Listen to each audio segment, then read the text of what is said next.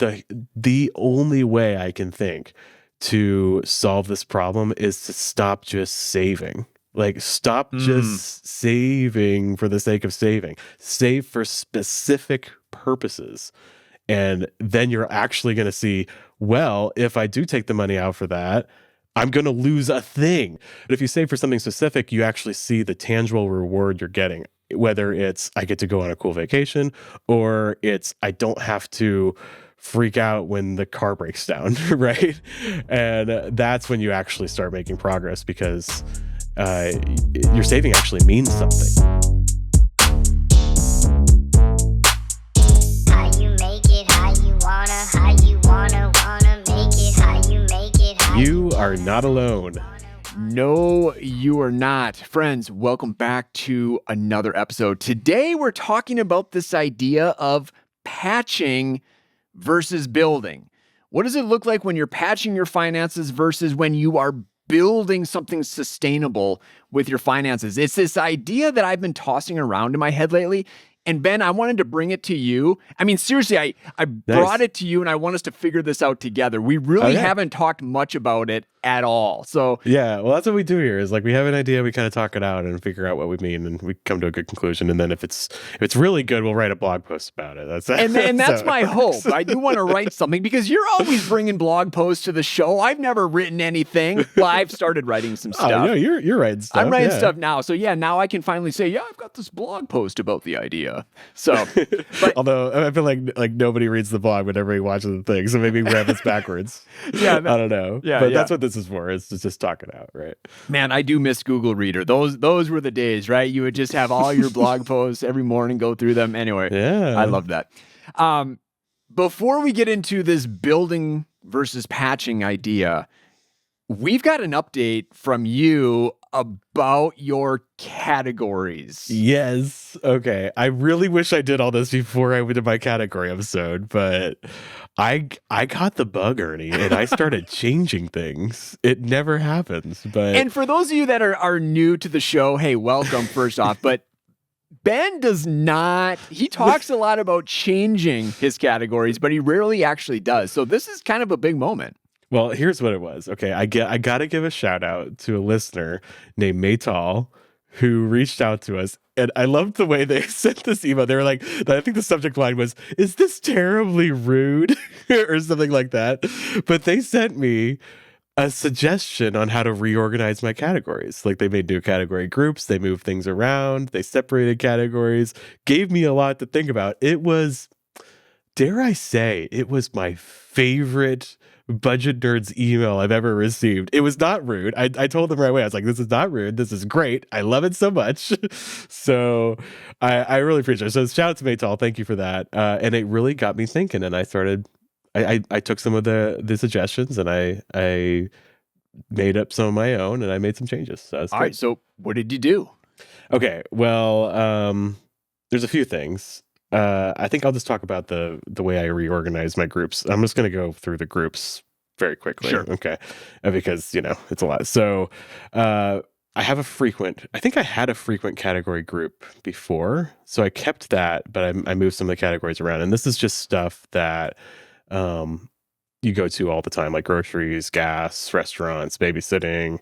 Sundries is in there, right? So that's like kind of a catch-all. All those categories probably could go somewhere else in this new category structure I have, but I wanted to keep them in their own group because they're just the ones I check all the time. Got right? And then I have the Ben stuff and the Katie stuff still, which we talked about.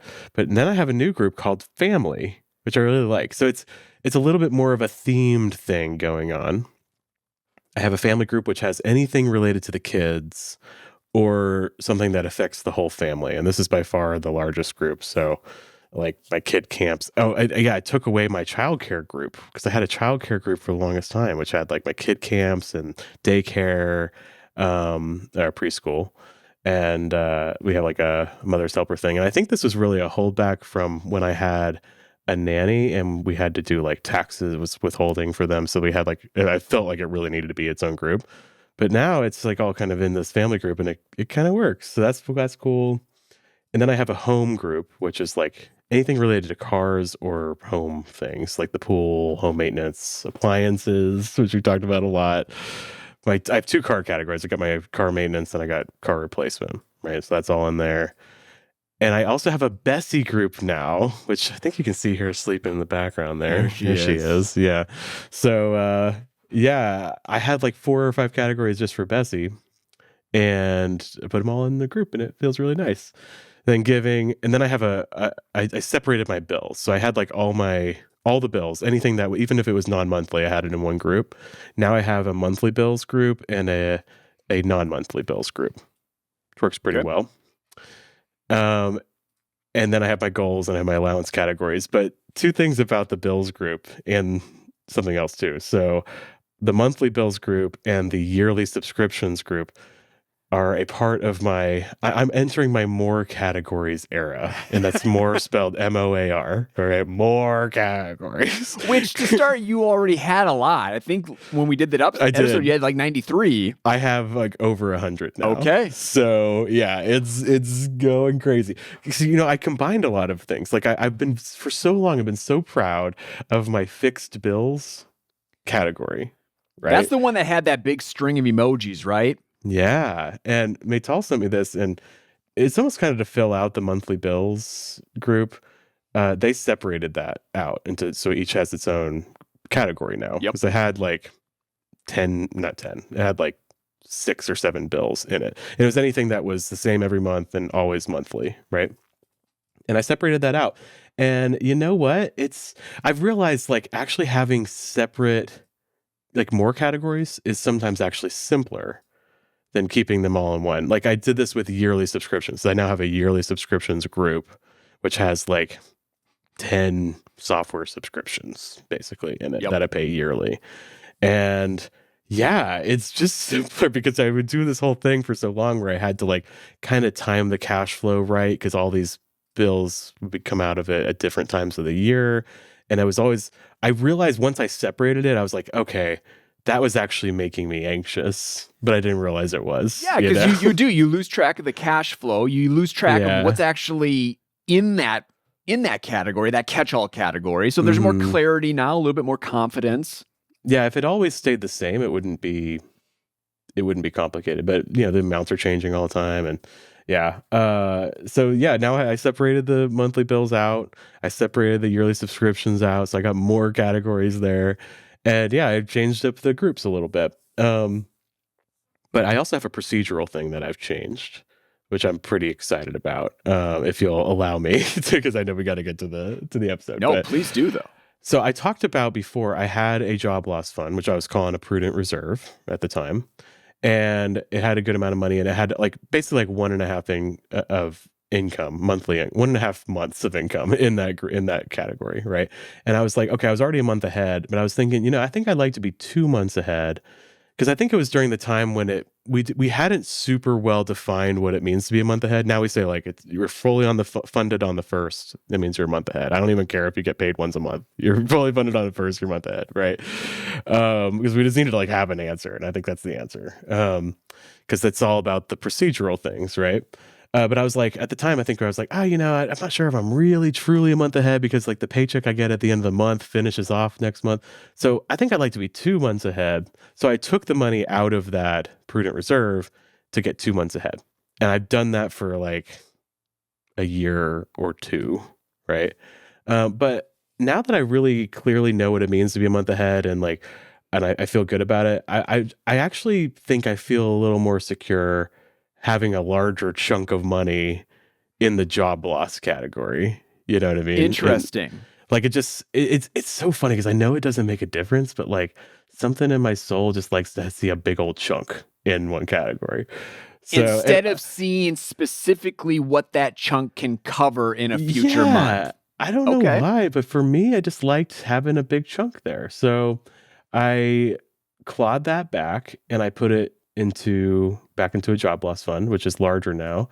And I'm just 1 month ahead now instead of being 2 months ahead. There's also like procedural things. Like it's just simpler to manage being 1 month ahead than being 2 months ahead, because there'd just be like these weird things where like I have this like margin money that's sitting 2 months ahead, and it's always like, oh, I could use that, but it would get confusing to just like mechanically. There'd just be like weird, like I have to click to go Sure. deal with something in 2 months ahead.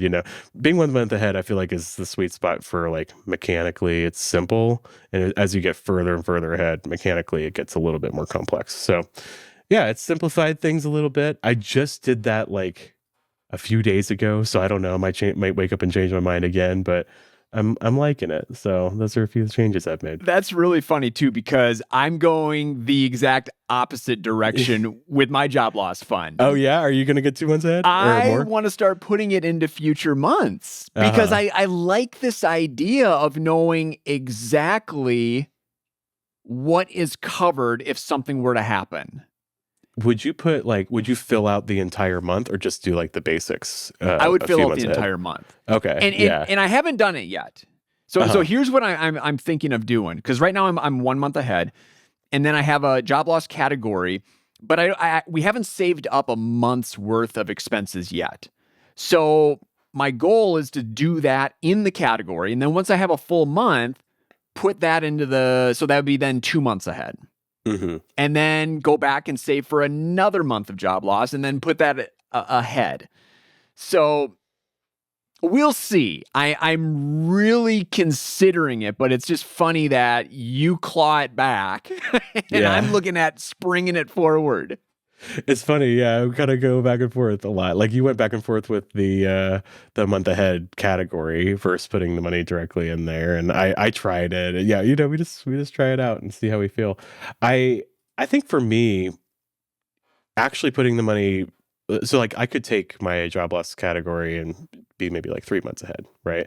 But like if I actually had a job loss, I wouldn't plan that way. Like I wouldn't put that money in those categories. Like if I had a job loss today, the three biggest categories I know I would like immediately pause, which is like my giving, or at least reduce it, which would be my giving, my retirements after tax that goes to my retirement, and the college savings, which is like over a third of my plan is just those three categories, right? So like that's an example. I wouldn't want to. I wouldn't consider that like my bare bones plan, right? Those are things that I would pause if I had a crisis, right?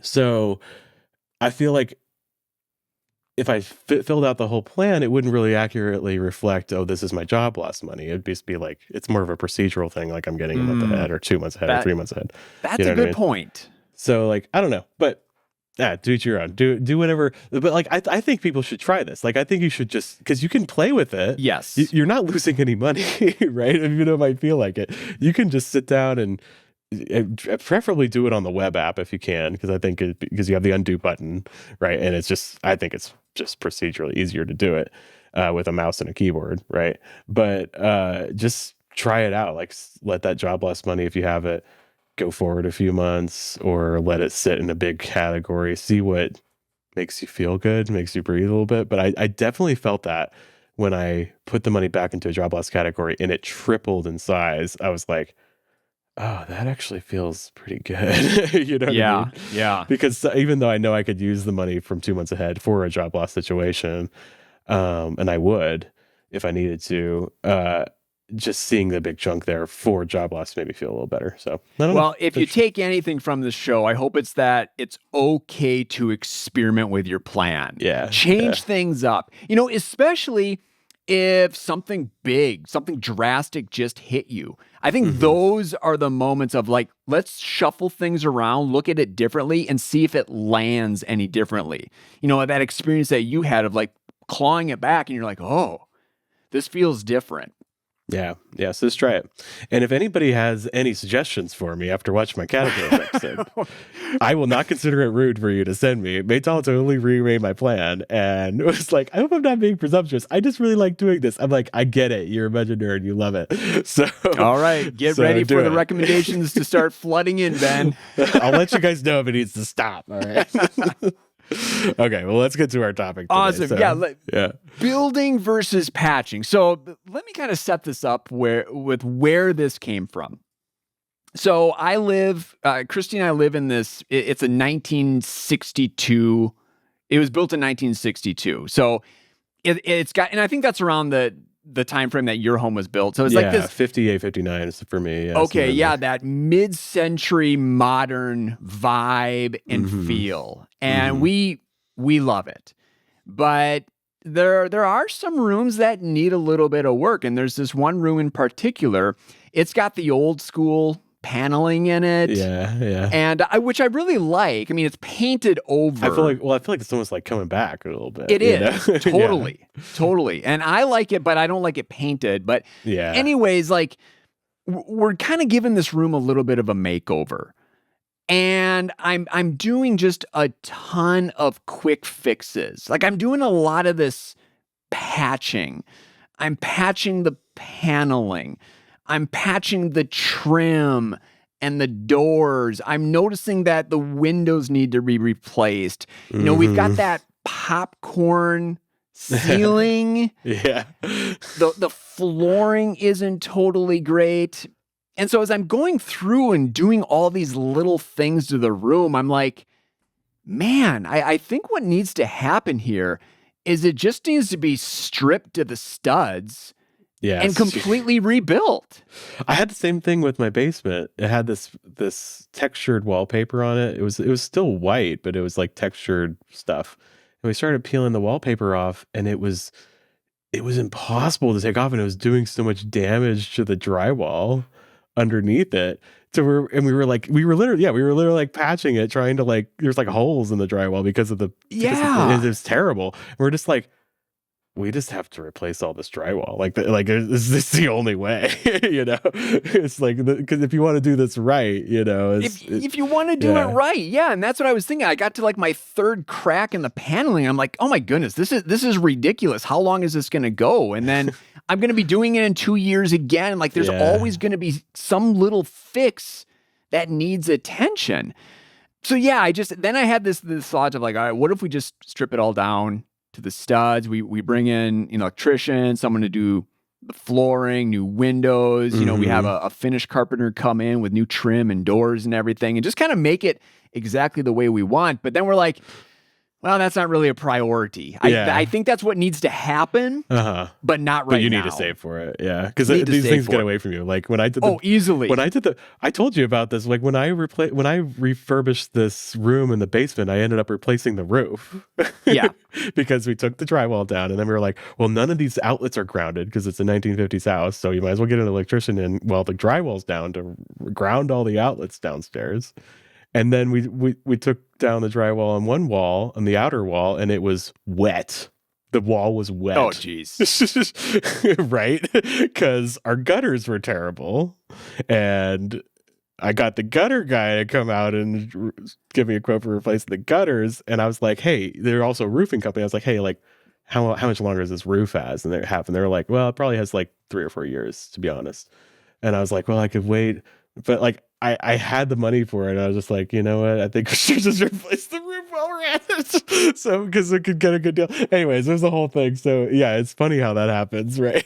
Yeah. So, I've got this room makeover going in the background. And then I listened to a ton of sports talk radio.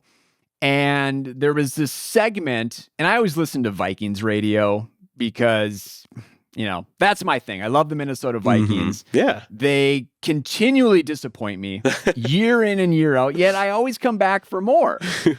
And one day it's gonna work out, right? They're gonna come back that's around, what right? I've always thought that. I've said that, but I don't know. I'm losing hope very quickly here. But that's a whole nother thing. This isn't a sports ball podcast. Sports ball. But there was a segment on building versus basically patching a franchise. And this podcaster was likening the Vikings to someone that instead of building something sustainable, they just every single year go into the off season making these patches, like this patchwork team that never gets it done. Right. And so, of course, right, I'm thinking we got football over here. We've got my room makeover over there. And then I always bring it back to money. And I'm like, oh my goodness, I think this is how a lot of people approach finances. Yeah. They are patching their money.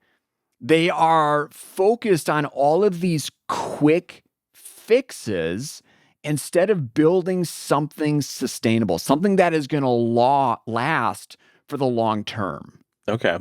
So I wanted to throw that to you, Yeah. and let's maybe talk we about just it. kind of figure this out together. Well, we have some examples that we've brainstormed. So I think we'll go through some of these examples that I think will really give it a picture. And I think we were just talking before. I think we'd like to go through the 5 questions and which the core of the YNAB method, and kind of show how the way that we do things in YNAB can help you really change your life and go from patching your finances, fixing problems as they come, being reactive, to really building something that lasts. So, so we should go through some examples first. Let's do it. And I want to start with a caveat too, because we get to talk about nuance on this show.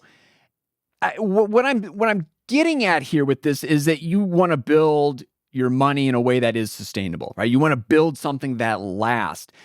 That doesn't mean you won't ever patch. Mm-hmm. There are going to be times where something happens and you need some patchwork done. What I'm trying to get at here is a lifestyle, right? A framework, a system where you are constantly patching your money. Like the Minnesota Vikings are constantly trying to patch their roster and their executive team. Yeah. Yeah. So I just wanted to put that out there. Yeah, Because we I all think- do these things from time to time. Like, this is like, we're not talking to somebody right now who is like been unemployed for 3 months. Like, right. Like Right. if you are in a survival moment, survive, not thrive. It's okay. Absolutely. You know what I mean? Absolutely. It's okay to say that. But if you can start to make these, or even like look toward getting to a place where you can start building something instead of patching and being reactive. There will come a time when you'll be able to do this, but it might not be right now, and that's okay. Yep. Yeah. Okay. Just wanted to put that out there. That's good. All right, let's go through this list. It's kind of a long one. Some of these we'll just mention, but some of them we can talk on. So I think the first one that popped in my head was credit cards for emergencies. That is definitely a patching situation. Totally. Yeah. Right? You're like, I'm not going to even think about that until it happens. And then when it does happen, I'll make a plan. I'll figure it out at that point. I'll just put it on the card, figure out a plan for later. That is definitely patchwork. You know what this is? And I wonder if this is going to be the theme, a theme, saying, okay, this credit card is for emergencies. What you're doing there is you're selling out your future self in order to solve a problem for your current self, right? Yep. Whereas having an emergency fund or having a job loss fund or saving for non-monthly expenses is making a sacrifice with your current self to bless your future self, right? It's the opposite of that. And so I think that's like thinking of your future self as also you is a really big mindset shift that I think helps with that. So this whole credit cards for emergencies thing, yeah, it might be a situation where you're in right now, but it's getting away from that can be a point where you really build something. And I just always thought this was the way people did it. Yeah. Everyone just has that credit card there for emergencies. Until I learned something different. Oh, you can proactively plan for them. That was kind of an eye-opening moment where I'm like, oh, there is a different approach to this. Yeah. Yeah. Even just not being behind, right? Yep. Balance transfers. I think that's another example of patchwork, especially with credit cards where you're just, okay, I run up, that promo period is done. Let's move it to another card. And then I'll figure out a plan. Well, okay, I can't figure out a plan quite yet, so let's move it to another card. And you just kind of move it from card to card, not really actually doing anything, though. Yeah, like I think of like debt consolidation is often like this too for a lot of people. I think that's another good example where you're feeling overwhelmed with debt, and so you consolidate it all into one loan, and you feel like you've done something because maybe the payment is smaller, and and like sometimes you do need to do this because you just need to get some breathing room, right? For right now. But if you don't change the behaviors that cause the debt, especially if it's not even something that's like something happened to you, it's just like a slow build over time with which credit card debt often is, then you end up in a worse situation because you have the consolidation loan and then you also have all this new debt on top of it. So I think that's a really good example there too. Yeah. Just debt in general you have here on the Right. list. Yeah. Yeah. Debt in general. And I think what I'm thinking there is like when we settle for it, Uh-huh. when we just accept, oh, debt is a way of life, right? I need to take out a loan to go on vacation or buy that next car. Yeah. So you're not even considering saving for something or considering another way. So anytime something comes up, you just ultimately default to taking on more debt. Jesse used to talk about this a lot on his podcast, which this idea that if you don't make debt, if you don't like reach for debt as the solution to any problem, you actually open yourself up to find other solutions. Like I think that's a big problem with debt as a quick solution is you don't even give yourself the space to be creative and find another way to fund that thing that you need or that you want. Right. Whereas if I say like, okay, I'm not going to use debt to like, I want to go on vacation, but I'm not going to use debt. Okay. Then you start thinking, okay, so what are some ways I can get there? Like, what can I cut back on? What can I sacrifice to do that? Or what are some ways I could increase my income? And I think it's a different way to live if you don't have that quick solution, which ultimately harms you in the future. You actually try to find new ways to do this, and it actually moves your career and your life and so many things forward.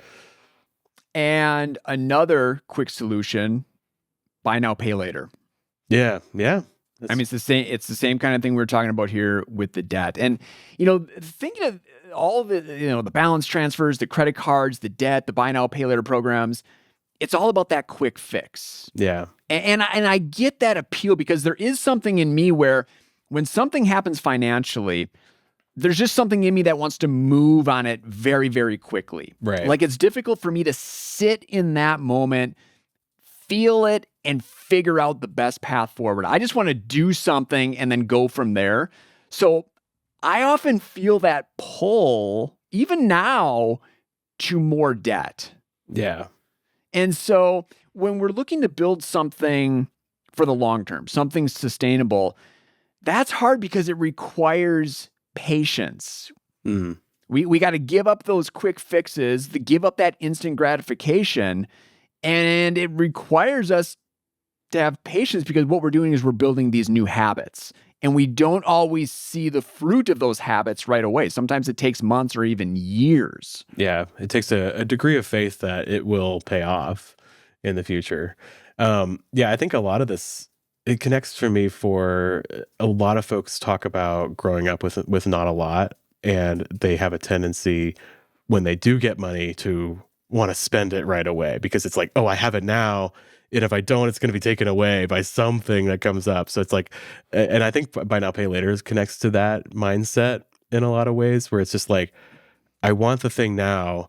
If I don't just go for it, I'm going to convince myself I can't have it, or or something's going to come up that's going to take it away. And I just want the thing, you know what I mean? I just want that thing in my life. And that psychology is really powerful, really hard to conquer. It takes a lot of effort. But I think what we're saying here is when it comes to debt, all these are credit cards for emergencies, balance transfers, just debt in general, buy now, pay later. There might be a place for it in your plan, but it should be a conscious choice to use debt for that purpose, right? Instead of a in the moment choice. Because if it's part of your plan and you've considered all the variables, I think there are some situations where it can be really useful for you, but right, you can utilize it as leverage. Yeah, exactly. But if you're not making a conscious choice, that's when you're just kind of patching. Like I got this issue right now, I want to solve it right now, and I'll deal with it later. Like if you're ever like saying like I'll just figure it out later, that should give us pause, right? If I'm saying I'll figure it out later. All right, another example of patching, automated savings transfers. Mm-hmm. Every paycheck, I'm just going to move $200 into my savings account. Yeah. Now, on the surface, I think, oh, that's a good thing, right? I'm saving, right? Well, yeah, I'm saving. But I think oftentimes what happens is there's no intention behind that movement of money. They just think, oh, I'm saving, I'm doing the right thing, but then they have to pull it back. They have to claw it back, to use a phrase that we've used a couple times already. for something that they completely forgot about or that popped up out of nowhere. Yeah. So I would much rather being intentional when it comes to savings, right? It's not necessarily where that money lives, but what is that money for? When you get paid, deciding, okay, this is something that I see, I need to set aside $20 for car repairs that I know are going to happen sometime in the future. Yeah, this is what I remember back in the day when I signed up for like a keep the change program. I think it was called Bank of America or whatever. And like, yeah, in YNAB, it's a hot mess. Right? I want to rant on this. But like, so like that, or like doing a balance transfer. I think what it does for people, I feel like what the service is actually doing is allowing you to check a box in your brain that yes, I'm saving. Like I'm saving because I set up the balance transfer automatically to happen every month, right? So therefore I'm saving. But if you aren't able to track it, like you don't know how often you're taking the money out, or like and then like a lot of people feel this. They're like, I'm saving money, but I feel like I'm spinning my wheels. I'm never getting ahead. The account balance is never going up. Like why? And it's hard to see it if you're not paying attention to it, right? But and people are like, well, I checked the box. I'm saving because I do the balance transfer. I do the keep the change thing, right? But you're not actually getting ahead because you're moving that money back to cover whatever, right? And the only way I can think to solve this problem is to stop just saving. Like stop just saving for the sake of saving. Save for specific purposes. And then you're actually going to see, well, if I do take the money out for that, I'm going to lose a thing. Like, cause we don't make sacrifices. Like it doesn't feel good to make sacrifices with no reward. Right. Yeah. And that's what just saving generally is. It's like, I'm just saving just kind of for vibes, right? Because because your grandma told you need to save, right?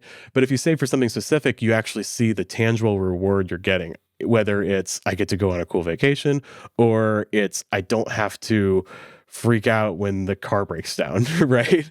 And that's when you actually start making progress because your saving actually means something. It's actually really powerful. So that's the difference between building something and just kind of patching it, saying you're checking a box or you're actually saving for something specific. And I would add that when you're building something, when you're in this for the long haul, you're creating something sustainable, that's boring.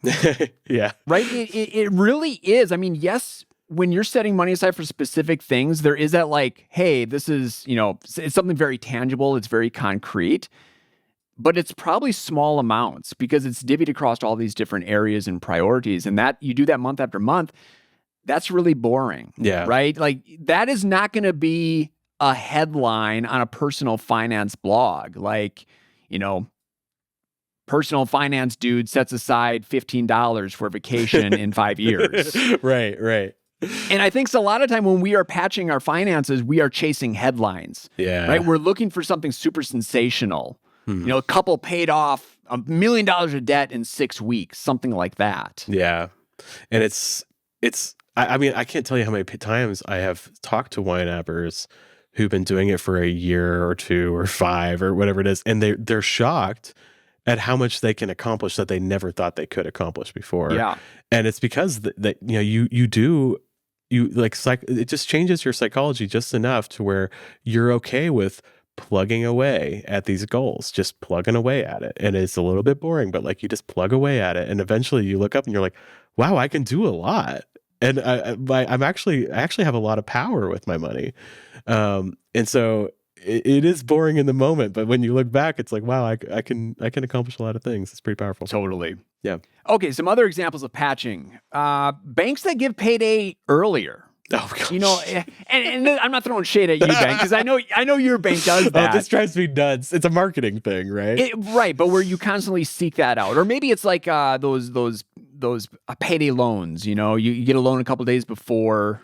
Yeah, your paycheck drops because you need that money right now. And there's so many products that do this, where it's basically it's just about taking your regular pay cycle and moving it back a day or two, right? Yeah. And it's a huge marketing thing. Yeah, my bank does this. SoFi was the bank, and when I signed up, they were advertising like, "Hey, we'll get your pay 2 days early." Because I think what happens is like ACH transfers like like when your employer runs your payroll for Friday, they actually run it on Wednesday, but it doesn't go through until Friday, right? But I guess somehow they've made it so it's faster. So my paycheck comes in on a Wednesday, right? Yep. But here's the deal. Okay, yeah, like the first time you get your paycheck 2 days early, it's nice, right? But then you're just on a new pay cycle and you haven't solved the problem Right. at all, right? Right. So it's a quick fix one time. Yeah. And then it's on to the next quick fix that you need to patch something. Yeah, well, because I think the way people think, they're like, oh man, I'm always right to the edge when, like, it's always like, oh, right when that second, every other Friday I get my paycheck, and right to that Friday, I'm like barely hanging on, and I can't do anything on Wednesday and Thursday or Tuesday until that Friday comes, and then I get paid. Oh, finally, and now I can actually live again, right? This is like an extreme paycheck to paycheck cycle, right? Or it's like, well, I have that credit card bill. It's really big and I've already spent the money and I'm like, hanging on, I got to pay it. And then I finally get my paycheck and then I can pay it. Oh, it feels so good. You know what I mean? Yeah. And so they're like, well, if I could just get my paycheck on Wednesday, I won't have a hard time on Wednesday and Thursday when I'm waiting for that Friday paycheck because I'll already have the money. But all it is that now you're suffering on Monday and Tuesday instead, you know? Yeah, totally. So it doesn't solve anything. It's just a marketing gimmick. It's nice the first time, but then you're right back on it, on the paycheck to paycheck cycle. So yeah, so I guess the difference here is actually breaking the paycheck to paycheck cycle to the point where you don't even care when you get paid because it doesn't matter. All right, what do you think about this one? Trying harder. Ooh. I think people that are patching their money, they're constantly trying to like amp themselves up and just always telling themselves, well, let's try harder next month. It didn't work out this month, but we'll try harder next month. Okay, I see. This is like these tracking software stuff where you get like a grade at the end of the month. Yeah. Or you get like you just get like when I was on Mint for a while, rest in peace, it would send me an email being like, okay, here's all the categories that you overspent on, right? And I'd be like, oh man, I'm so bad at this. I guess I'll try harder next month, right? That's where you're getting at. Yeah. Yeah. And that might work for like a day or two. You're able to dial things in, but then we forget about it. At least I always did. Yeah. Every time I committed to trying harder, I'd be like, okay, whatever. After a few days, then it's right back to my old way. Mm-hmm. And then I get to the end of the month, get that report card and repeat that process all over again. And that just constantly spinning my tires in this trying harder phase. Yeah. We think that we can solve our problems if we just like lock in, you know, and to use the phrase the kids are using these days, right? And you're like, I'm gonna lock in, yeah, and like you just like you go based just on pure effort and pure attention and like just but like that's patching it, right? The real solution, the building solution, is building habits that just that change the way that you do things completely. Right. They're humming along in the background. You don't even really have to do anything. Mm-hmm. Your mindset has shifted, your habits have changed, and your finances are just humming along. Yeah. I like that. Okay. All right. Along those lines, forecasting, I think that's another thing. Like, oh, I'm grasping for control here, right? I need some sense of stability and control. So I'm going to forecast. I'm going to take that future paycheck and I'm going to figure out what it needs to do. Yeah. Or like where it's like, I don't know. I always feel bad laughing because I feel like there's probably a lot of people listening that like swear by this, but it's like, I'm going to like run this algorithm and figure out what my account balances are going to be 6 months from now. You know what I mean? I feel like what you're doing there is you're just grasping for control, like you said. First of all, it's going to be wrong. Okay. It's like, there's so many variables. Like, unless you have a crystal ball. Yeah. It's just that's not how life is. And second of all, like, okay, like, what does that do for you? I guess it just tells you like, okay, the way I'm spending right now is going to be okay. Right. Because I'm going to have X amount of money in 6 months. So it's going to be fine. And I think what you're doing there is, you're patching rather than building because you are trying to almost make it feel like, because I did this math and I did all this like work and this algorithm, and you're saying, okay, what I'm doing now is okay, instead of like actually deciding what your money should be for and following that plan, right? I heard Jesse say this create new spreadsheets that promise order.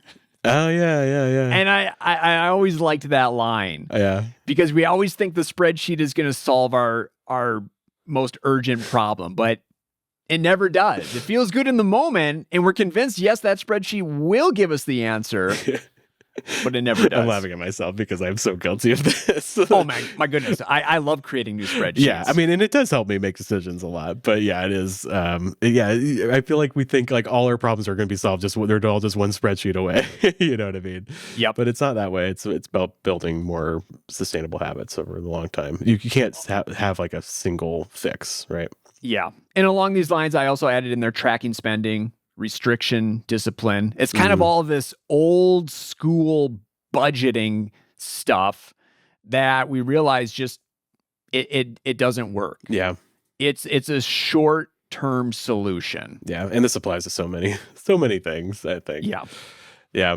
You have moved due dates of bills around on this list here. Oh my goodness. So much time spent when you're in the paycheck to paycheck cycle, so much time spent about the calendar management, right? I did this all of the time. Yeah. I spread out my bills.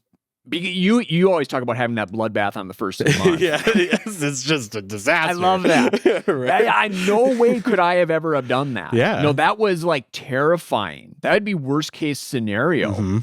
I would overdraft on everything. Me too. So totally. I had to contact the actual companies and change the dates, or I had to log in online and see if I could change the dates. And I always remember being frustrated with the companies that wouldn't allow me to change the date and me set up this just perfect calendar that revolved around my pay cycle. Yeah, it's a form of forecasting too, where it's just like, okay, well, my account balance will be this amount if everything works out exactly as planned. It's like, well, but if all we did was pay bills, like if that's the only way we spent money, it might work, but like that's not how you spend money. You spend money every day in all these little ways, right? In all these big ways. So it's and plus it's just exhausting. I think a lot of folks, and we talked about this before with the last episode, like I think a lot of folks feel like they're good with money because they're really got that calendar dialed in. Yes. The timing of the bills and the paychecks. And they're like, I got this really dialed in. And then like when something changes, I know what to do. And like that's good. Like that's helpful. But like what if you didn't even have to do any of that because you get a month ahead and then you don't even care when any of the bills do. You could have it all auto draft on the first. You could have every single one of your bills auto draft on the first of the month and it doesn't matter. Right. Yep. How cool is that? That's pretty darn cool. Yeah, that's the thing with patching is like it is constantly falling apart. It may work perfectly for a month or 2 months, heck, maybe even years, but then there's going to get a point where it just all crumbles. Yeah. And you're right back to finding this quick fix, seeking this instant gratification, instead of doing that hard work of building something that is sustainable, that requires minimal maintenance, no matter what happens. Yeah, and it's just a better way to live too, because you're able to, your attention goes away from dates and bills and account balances and toward what do I want my life to look like? Yeah. That's what's important. All right, what else? All right, the final example I have here, and folks, maybe you have others, feel free to share them, but there's this belief that a bigger income will solve all of my money problems. Yeah, I feel this. I definitely feel this. And there have been times like there was a time when, I made very little money. I had like 2 kids and I was making, gosh, I think I was making $10.50 an hour, right? Where I needed more money. You know what I mean? And there are definitely situations where, yes, more income is needed. It is that is the solution. Problem. But it's not, but like, instead of like saying, oh man, I just wish I had more income, there was a lot I could do with what I had already, right? And I hear it all the time where people are just like, where's all this money? Like they feel they start using YNAB in the first month. They're like, did I forget to pay a bill? Like what's going on? And it's like, no, all it was that you're being intentional with your spending. And then when you do get an increase in income, you can actually use it more intentionally. And that's really powerful. Christy and I are making more money than we did years ago. Yeah. And I'm convinced, and no one can convince me otherwise, we would be a mess if we hadn't learned these habits all those years Oh ago. yeah, it's for I sure. mean, this raise in income would not have solved anything for us. We'd still be patching our finances, our money every single month. Yeah. I mean, you're still a basket case. You're just a bougier basket case. You know what I mean? Like, you're still anxious about money. You're still doing this timing thing all the time. You're still white knuckling it and second guessing every single purchase. And it's just a stressful way to live. It's just, you're fancier about it. Right? Yeah. Yeah. It doesn't solve, because I think what we're really after is peace. Like, we just want peace in our life. We want to feel like we're going to be okay. It's about having that security. And I honestly, I've talked to people with incomes way bigger than me that don't feel that peace at all. They feel opposite of it. I am telling you, there is not a point where you don't completely get rid of that without actually learning contentment and learning the habits that actually make you feel like you're going to be okay. It's really more of a heart problem than it is an income problem. Even like the bajillionaires, like, okay, I am going to misattribute this quote, but I think about it all the time. Can I go a little tangent here? Absolutely. Okay. I think it was, I'm going to look this up. Give me a second. Yeah. I think it was Joseph Heller who wrote Catch-22. I think this is the story. I think he's the character in this story. Okay. And the story goes that he's like at this like billionaires party, right? And there's all this like fancy rich people there because he's a famous author. So he's invited to this place. He's with all these people. And somebody asked him, they're like, like, how do you feel that this person makes more money in a day than you made in all the sales of your book, right? And he said, well, I feel okay about it because I have something that he will never have. He said, what is that? He said, I have enough. Right? And that gets to it right there. Like, you could be a billionaire and still want the super duper yacht. You know what I mean? Like, you can always want more. Always, forever. Like, I'm convinced of this because you don't have something that's fixed in your heart. It's a spiritual and emotional thing, right? To where the point where you can say, you know what, I have enough and I'm okay with where I'm at. And I know I'm going to be okay. And I believe that in my soul, right? It's not the income. Now, there is a point. I just want to reiterate this. There is a point where, yes, you have an income problem because you don't have enough. You actually don't have enough, right, to be okay. But I think for the vast majority of the people listening to this right now, that's not you. You have enough, and you need to do some work to look inside yourself and get to that spiritual place where you feel like I'm gonna be okay, and I have enough. I'm content, right? And that comes from. I think it really does come from giving every dollar a job. We're really being intentional about how you want to spend your money and making sure that you know what you want and your money goes toward those things. And then you actually realize, well, sure, it'd be nice to have more money, more income. But what really brings me contentment is something inside. It's not something outside. And I think that's really powerful. Yeah, that is where the transformation starts. Mm-hmm. Give every dollar a job, where you're deciding what the money needs to do before you spend any of it. I know it doesn't, on the surface, it's like, really? That's all you got? Yeah, right. But it's one of those, like, trust me, dude. Yeah. Like, it changes your life. It really does. It does change your life because it switches everything on its head. You go from this place of spending and reacting to planning and then spending. Yeah. And when you can make that switch, it just changes everything internally. It gives you that confidence and the clarity. You've got that peace of mind. You sleep better at night. You have the sense of enough that we were talking about a little bit. Yeah. And I think what it is you do it over and over again. Like the process, the habit of giving every dollar a job, it's not just a one-time thing. You have to look at just the money you have right now. Don't imagine future money. That's the key. Like, don't imagine future money, or don't imagine debt to come and solve that tension of not having everything you want, right? And then you feel that scarcity. You have to prioritize. You have to say yes to this, which means saying no to this. And when you do that, every single time you get paid, you do it over and over and over again over years, you actually discover what you want, what you really want. And you know it's true because you actually put your money where your mouth is. You actually literally plop the money on the table and say, this is what I want, not that. Like, I want both things, but I want this more, right?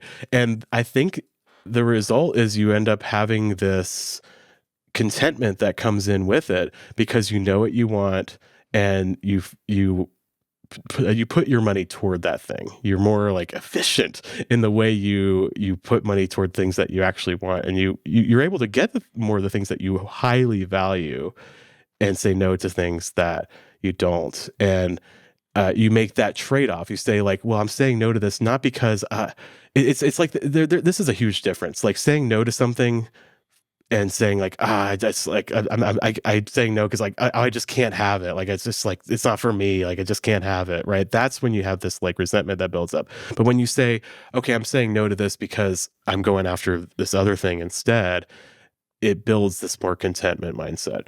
And it's really, really powerful. So you don't have to chase this, I got to increase my income forever and ever and ever. You can actually be more content. Yeah, this is one of those cases where I think you can have your cake and eat it too. Mm-hmm. You know, if you're a brand new YNABer, you've never given every dollar a job, you can today look at your bank balance, figure out exactly what that money needs to do, and have clarity instantly. Totally, yeah. You get that quick fix, but you do that time and time again. Every time you're paid, you're giving jobs with those dollars, and you're building something that is now becoming sustainable. Because you're making those trade-offs, you're figuring out exactly what your priorities are. Yeah. And if you want to have this transformation, if you haven't tried using YNAB before, go to ynab.com/nerds, give it a shot. Start this practice of giving every dollar a job over and over again, and you'll discover what you want. You'll have more contentment in your life, and you're going to get so good with money, you're not going to have to worry about it anymore. And it's a huge, huge change in your life. Should we go through the questions? Yeah. I think we can go through quickly. We're getting close to an hour or so I don't think we need to. It might be helpful to go through those and frame them through this lens of patching versus building. Yeah, I agree. So every time you give jobs to your dollars, you're going to be asking yourself these 5 questions. They're going to help you consider what all of your priorities are. Yeah. So there's not question number 1, but I always start with this question. What does the money need to do before I'm paid again? Yeah. You're just looking and I start there because that's the necessities. Yeah. You're just looking at what you most need right now. Right. And that's going to include basic things like groceries and bills. Right. But it might also include, some things that you want to, like some fun things as well. It's just like, what do I need to spend money on between now and when I get paid again? And you focus on that. Right. And I think what helps a lot with this is you kind of see a bigger picture. Really, it might just be a bigger picture for the next 2 weeks, right? But that makes a big difference. Instead of like frantically having to react to every bill and every purchase that just kind of comes along and you're always like reacting, you actually plan it all out ahead of time. And you can see, I actually have enough for all this. I'm going to be okay. Right. Yeah. And it makes a huge difference to just be able to see it. And this is when I think the first time you sit down and use YNAB and give every dollar a job, you'll see it and you'll already have this calm that's going to come over you because you're not reacting all the time. You're building something here. Next question, and I think this is where you really start to build something sustainable. What larger, less frequent expenses do I need to set money aside for? Yeah. So this is like anything that is not, I think this is just non-monthly expenses, anything that doesn't happen every month. And there are so many things. Just think of like, you know what you could do if you're just starting, like just go through your bank statement for the past like year, just like run your eyes over it and see anywhere where it ticks from 2 digits to 3 digits, you know what I mean? Or 4 digits, right? Yeah. When you go from the tens to the hundreds to the thousands, like when you get to the hundreds and the thousands, these are the things that just punch you in the face all the time, right? And instead of having to freak out whenever those things come around, what we do is we divide by 12. we separate it out into months, and we just set a little money aside for it every single month. So when those things do come up, we can pay for it, right? I'll often tell people just walk around your property, right? Your house, your apartment. Oh my goodness, there's a car, there's a hot water heater, there's a refrigerator. I know that's going to start leaking at any moment now. And you see all these things that eventually you're going to be spending money on. Yeah. Some of them are predictable, some of them are unpredictable, but they're going to happen at some point. We even have a little template for you full of ideas. We should shout that out. If you go to ynab.com/templates, there's a template called non-monthly expenses, and it's just going to show you a big old list of non-monthly bills and expenses that you probably haven't even thought of. And you can actually import that list right into your plan and start saving for it right now if you want. I love that. And yeah, this is where, like I said, this is where I think things really start to change for someone who starts preparing for these things, because then when they happen, boom, they're ready. They don't have to scramble to come up with the money or figure out a plan on how to deal with it. You know, put on that credit card and then figure out that plan to pay it off later.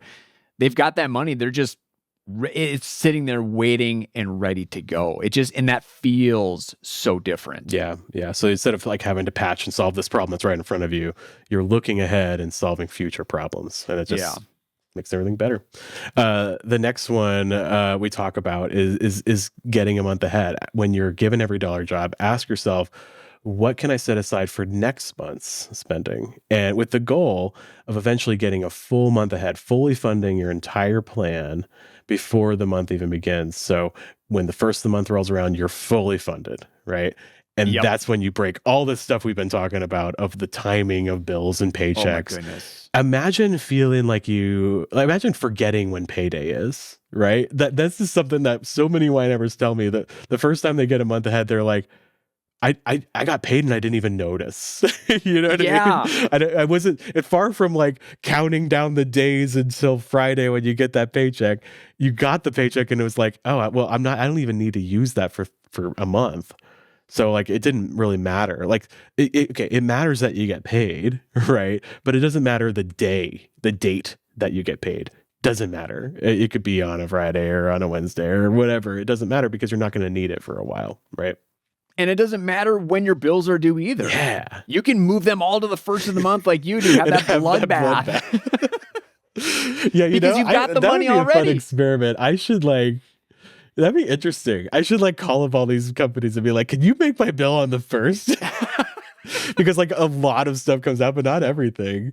It would actually be kind of nice. You know what I mean? But like, it's wild that I said that because me from like 15 years ago would freak out if I said it would be kind of nice to have all my bills on the first, because for most people that would be a disaster if all your bills came out on the first of the month, right? But I'm kind of thinking like, oh yeah, it'd be kind of nice. I could just enter all the bills into YNAB all on the same day. I mean, I remember instances where I would have one auto draft set up and that would freak me out. Yeah. I'd be like, oh my goodness, am I going to have enough money in my account by the time that actually fires? Yeah. Imagine being able to put all your bills on auto pay and you never pay a bill. Like you never go in to pay a regular bill. It just happens because you've had the money set aside for it for a month already. How would that feel? Pretty darn good. And it's connecting to this patching and building thing. I think it's just, instead of like spinning your wheels all the time, focusing so much on making sure the cash flow works out, you're building something to where you don't even have to think about that at all. And you can free up so much of your mind space. Everything becomes easier when you get a month ahead. It's just so simple and easy. So if I could do YNAB all over again, this is something I would prioritize a lot sooner. Yeah. It took me, I don't even know, I'm guessing here, 7-8 years to finally prioritize getting a month ahead. Because one, I thought I could never actually do that. I couldn't save up a month's worth of expenses. It's a big ask. Like I hear you. It If you're is. like, oh man, that sounds intense. It is. You know what? It is kind of intense, but it's so worth it. You're gonna have so much more security and everything's so much easier. Oh, money got so much easier. Yeah. Like I was amazed. Yeah. Yeah, I love it. All right. The next one is we just ask ourselves, what can we set aside for ourselves? What goals, large or even small, little itty bitty goals, do I want to prioritize? Do I want to set money aside for right now? Because I think we tend to, when we're like in that, what was the phrase that you used? The try harder phase? Yes. We tend to just say, okay, the solution is I just need to have like a no spend month, or I just need to like deprive myself, right? And we do that. We deprive ourselves until we go up and we end up like having all this pent up energy and we go on this spending splurge instead. And it's not intentional, right? So instead, we actually think about what we want and we make a plan to make that happen. The boring stuff, like you said, where you're just like, you know what, I want to go on this vacation. I'm just going to set a little money aside for it every month, and I'm going to go in 5 years, you know? And I think what you're going to find is you're going to find ways to add even more money in there and make it happen faster. But you just plod along. You just set money aside for these things. And that's for the long-term things. But you also think about the short-term, smaller things that you want to go for, and you go after it, right? Yeah. If you want to build a sustainable plan, something that is in it for the long haul, you need to set money aside for the fun things, the things that you really value and prioritize. And I shout this from the rooftops every time I talk to YNABers in workshops about debt, because I think people that are paying off debt, they get locked in this mindset of, I got to deprive myself. Yeah. It's restriction until I pay off this $50,000. Right. But that's just not sustainable. I mean, you might be able to do that for a few months, or maybe you're one of the few that can do it in like a year or something like that. But for most people, we're in this for the long haul. It's going to be a number of years before we pay off that debt. So let's make this plan sustainable. Yeah.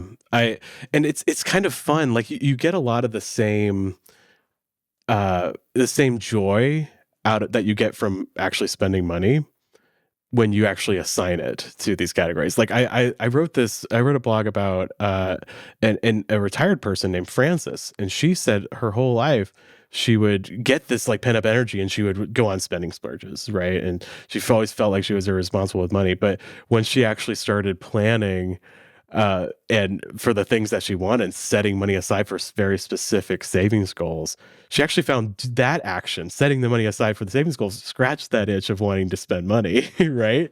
And you actually really have a lot of fun with it. It's actually really enjoyable but you're not like spending just because you need to like patch this urge to enjoy your life, which is a good urge. You should enjoy your life, right?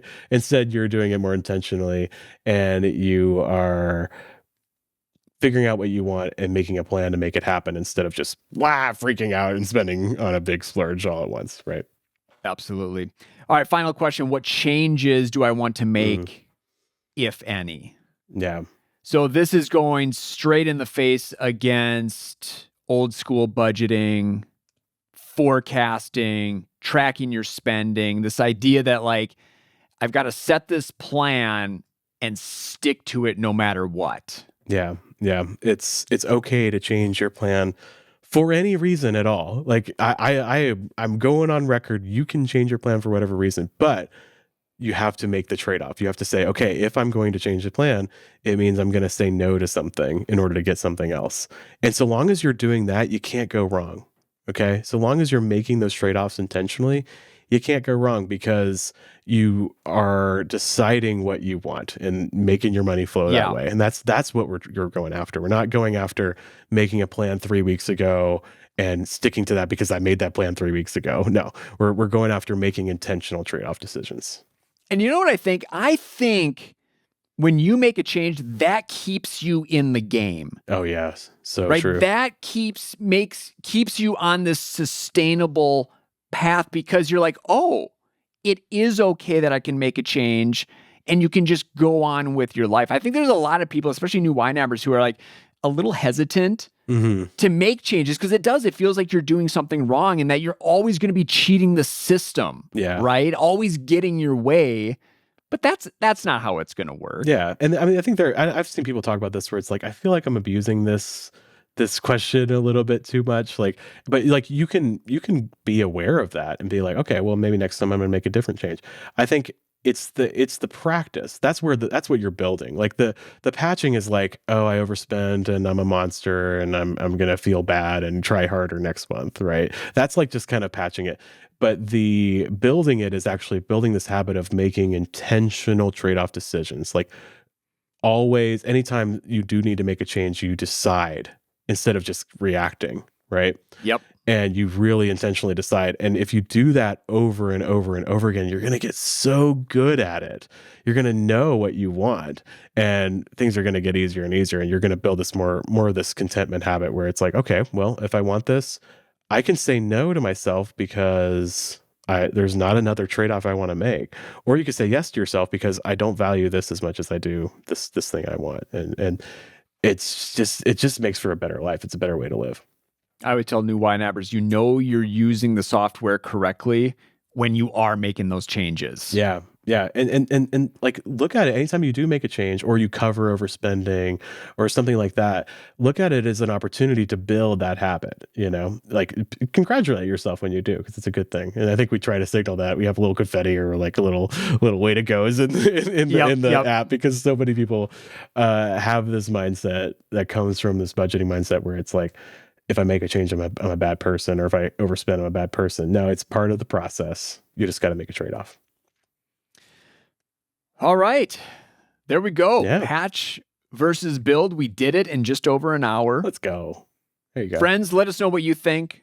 Feel free to share your comments in the YouTube video. Otherwise, email us budgetnerds@ynab.com. But before we let you go, of course, we got to do a couple more YNAB wins. Let's do it. How you wanna make it. First one I have here is a bit of a sad one, but I think it ends in a really good place. This one comes from Matthew, who wrote in on an email. Okay, so Matthew wrote us an email and said, in the 4 months since my wife passed away, I've been able to save, pay off almost $8,000 total. That's a big enough win all on its own. But then last week, me and one of my best friends discovered that our relationship had changed.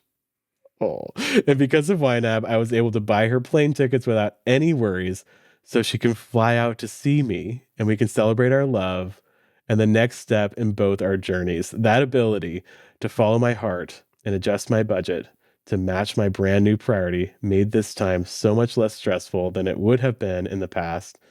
Thank you, YNAB. Oh, Matthew, it's so good.